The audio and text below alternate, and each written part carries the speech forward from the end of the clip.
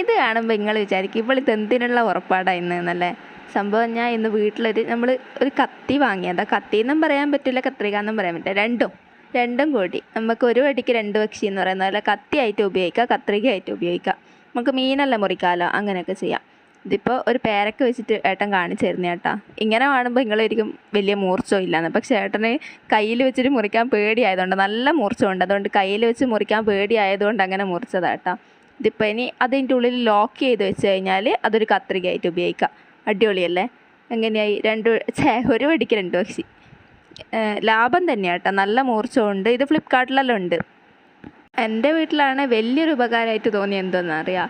നമ്മളിപ്പോൾ ഒരു കത്രിക കാണുന്നില്ല, അയ്യോ കത്തി കാണുന്നില്ല, എന്നിട്ട് കുറേ തപ്പി നടക്കും, എന്തെങ്കിലും ഒരു സാധനം കാണില്ല. ഇതാവുമ്പോൾ ഇങ്ങനെ ഇത് ഏലെങ്കും കൊളുത്തി വെച്ച് കഴിഞ്ഞാൽ കത്രികയായി കത്തിയായി, രണ്ടും ആയില്ലേ.